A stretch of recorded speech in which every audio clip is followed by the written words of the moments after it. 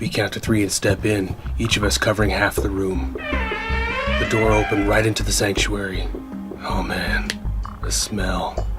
Blood and I think intestines and bile. One of them is shambling towards us from the center aisle. Horace fired 5 rounds before he caught one in the head. It wasn't alone. There were 2 to my right. I kicked the first one down and put it out of its misery. Horace took care of the one that was behind it. I put my index finger over my mouth and make a sound to tell him to be quiet. There! I'm gonna go check out the rest of the place. Stay here and keep the hall clear. I may have to retreat in a hurry, okay? I understand. Just keep your eyes and ears peeled. Dang, lots of dead ones in the church's office too. Someone made a last stand by the way that they're laying.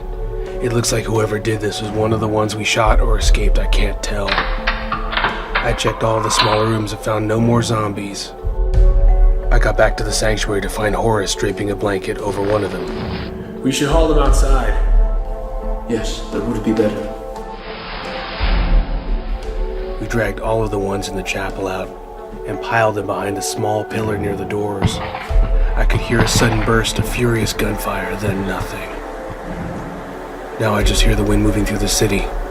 We take the time to reload our guns. Let's get Ken and then let's move inside. He was ready to go when we opened the back of the ambulance. We both propped him across Horace's shoulders and mine. He still held his own gun though. Is the inside clear? Yes, there were a few, but they are gone now. Good. It's been wild out here. I kept hearing gunshots. Screams. Wait, what's that now? I think some people were... No, something ahead of us. It's not the wind. It was there, and now it's gone.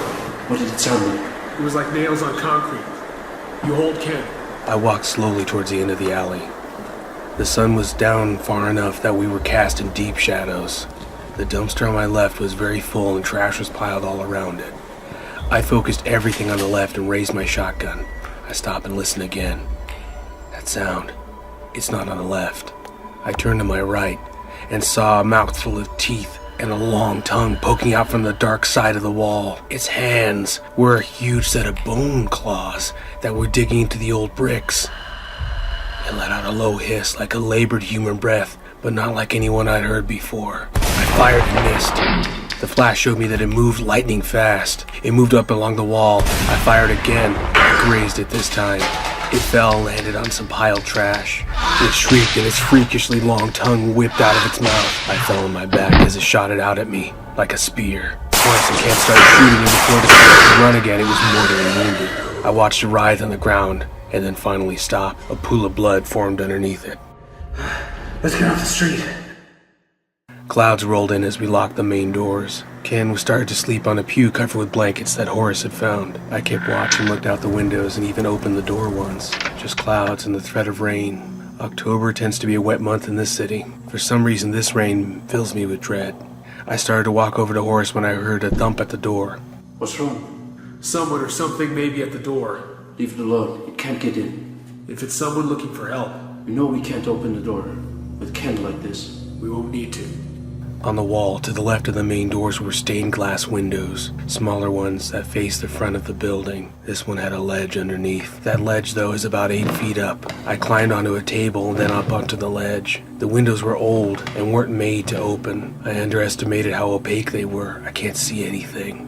I pull out my knife from my jacket and jab a small hole in the corner of the window. I spot a few banging on the door and a few staggering up the stairs. I climb back down. It's pretty bad. They're gathering out there. How many? Too many. They seem to attract more by just being out there. Plan is the same as before. We just keep laying low. I agree. 2 hours pass. More and more of them came and pounded on the door. The moans had become terrible. Horace was affected more than me. He ended up sitting on a pew near the altar. Ken was trying to rest but was having a hard time with all the noise. I've been pacing in front of the doors. The door is very strong and we're relatively safe, but we can't leave now. The numbers out there, we can't handle that many. If they get in, we'd end up dying trying to get Ken out of here. The sound of thunder snapped me out of that train of thought. That thing we killed outside. It sounds like another one of the experiments in the description from the lab. It would have to be. Why would anyone make something like that? Not by accident. All this is some part of some kind of plan. I wished I had told my family what was happening here. They'll never know now. Well, we're not dead yet. What about your family? They've been gone a long time. It's just been me. I'm sorry. I have many siblings and wasn't alone until I came to America. I can't imagine what it must have been like. I just disconnect. I try to watch out for myself. I don't worry about other people. That is not true. Ken and I would be dead without you. You had concern for us. He stood and put out his hand. Thank you, Andrew. I shook his hand. I should be thanking you. I'd have just been alone and